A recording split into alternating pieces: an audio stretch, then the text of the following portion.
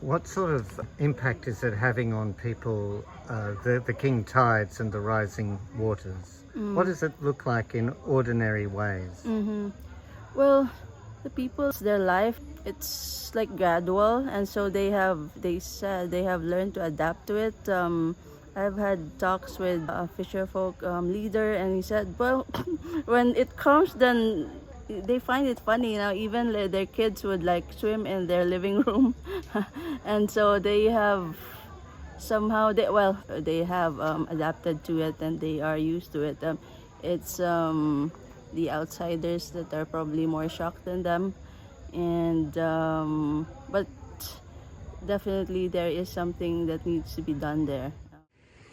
Friends, here in Asia West Pacific, climate is a serious concern to many communities across the population of 3.2 billion people affected by rising temperatures and the complexities of climate extremes, the public health issues, the mental health issues arising, the migrations that are likely to be caused, the disruption to agriculture, and of course the threatening of species which are already under pressure because of habitat destruction.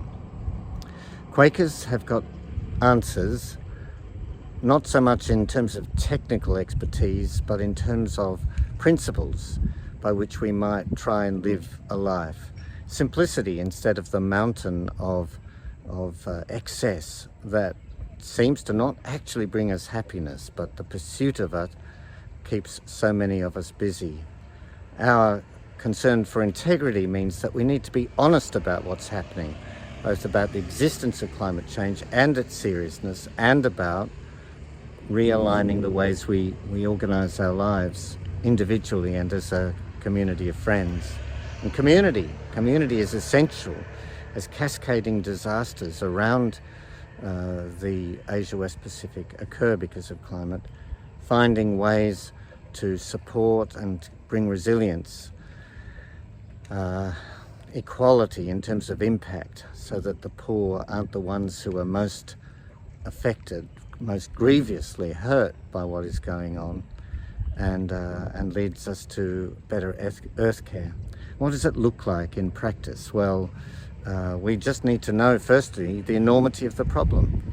If we look at the Tibetan Plateau, which feeds 12 of the biggest rivers in Asia, both in India and Pakistan and Bangladesh and the Indochina and China itself, that ice is melting. The third largest freshwater store on the planet is melting at twice the rate that it was 20 years ago. 46,000 glaciers, some of them just bursting and flooding down. Rising temperatures in South Asia are extreme. 45 degrees for 3 weeks, and the temperature not going below 30 degrees. It leads to all sorts of physiological damage, but mental health distress as well. Pakistan inundated for a quarter of a year. A third of the country was underwater because of flooding, and the climate minister said they weren't able to pump out the water because they couldn't find dry land. In Korea and Japan, the seasons coming on sooner than they ought. Record snowfalls in Japan a couple of years ago.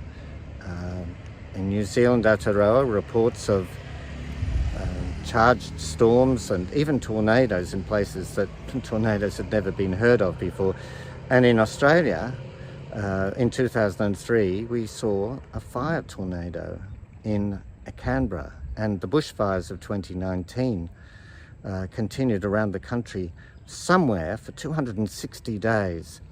And the impact that has on the community, people who regard themselves as amongst the wealthiest on the planet, having their lives threatened as well as their property, having their water poisoned sometimes by the fire retardant, having all of that followed by unprecedented floods, takes away the certainties in materialism and the way of life we have, at least momentarily. There's a lot to divert us though, and Quaker values, Quaker spiritual understanding speaks to the problem.